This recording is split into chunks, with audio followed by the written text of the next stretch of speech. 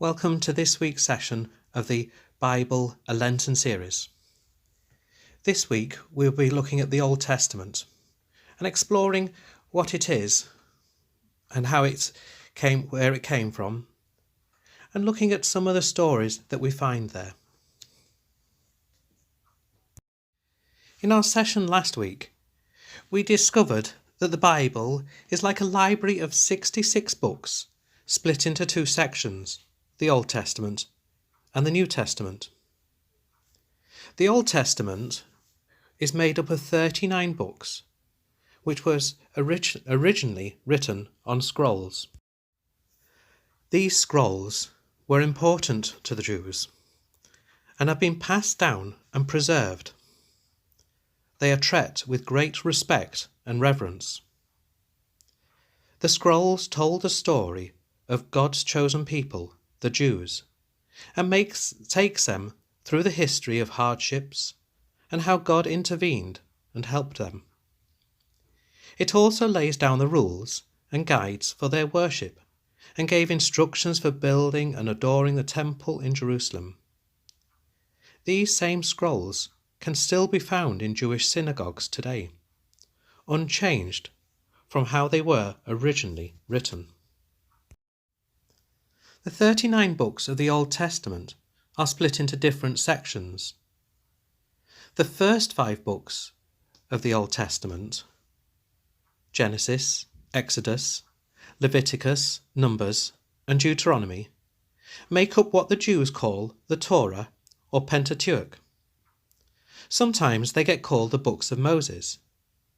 These are the books of law and instruction, which told the Jews how they should live and worship God. Can you recall any of the stories that may be from these books? Here are 5 pictures that might help you. Do you recognise any of these stories? In the top left, we have the parting of the Red Sea, when Moses led the people from Egypt, leading them to the Promised Land. Next along we have Joseph and his Technicolor Dreamcoat, although this is from the musical version, but it still tells the same story. Our other picture is from Adam and Eve. And at the bottom left, we have the 10 Commandments, the laws that the Jews were given by God. We then have Noah's Ark. Do you know any other stories that may be from the Old Testament? What about the burning bush, or the Tower of Babel, or maybe the creation story? All of these stories come from the Old Testament, and more specifically from the first 2 books, Genesis and Exodus. If you attended any Sunday school classes, you may no doubt remember acting out some of these stories. The 5 books of the law end with the book Deuteronomy, which ends again with the death of Moses. And the next section of the Old Testament book start with Joshua, as the Israelites cross from the River Jordan into the land promised to them. This section of the Old Testament contains 12 books and tells a history of how the Israelites lived together and of their struggles. It also tells the stories of the judges and then the kings who governed the people. We also find here the stories where the Israelites lose their way and disobey God. We can also find stories about God's love for his chosen people and the forgiveness that he offers them. Again, in the history books, we find stories that we may be familiar with. I've given you 3 pictures. Can you tell what the stories are about? Moving from the left, we have the story of David and Goliath. Goliath being the giant that was killed by the tiny boy David. We have the Joshua and the Battle of Jericho. You may remember in this story that Joshua marched around the Jericho walls and sounded the horns, and the walls fell. And then we have Samson and Delilah, or Samson bringing down the temple. This story, you may remember, is the story when Delilah fell in love with Samson. She cut his hair, and that took away his strength. You can also find recounts of battles as the Israelites struggled to live with their neighbours and protect the way they live as God's chosen people.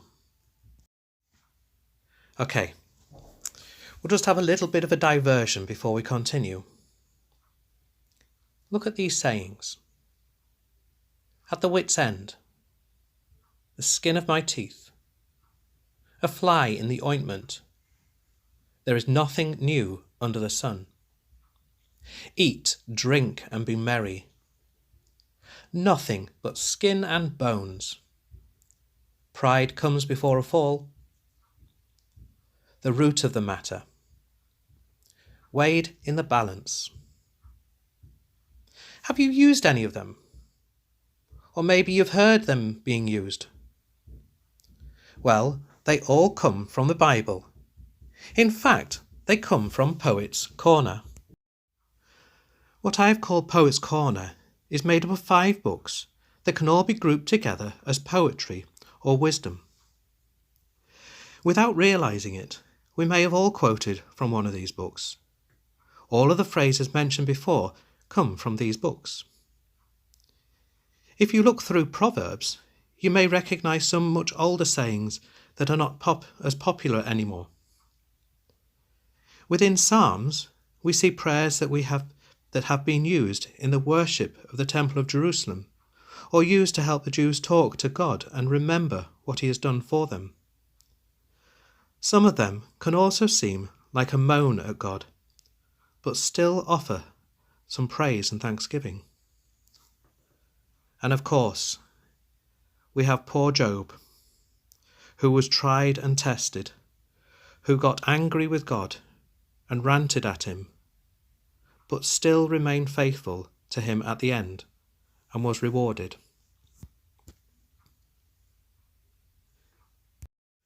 We're now coming to the last section of the Old Testament. And I've got 2 more pictures for you. Do you recognise these stories? Again, these are stories that are popular in schools and have also been popular in Sunday schools, as they're very dramatic to act out. We have Jonah and the whale, or Jonah and the fish, and of course Daniel in the lion's den.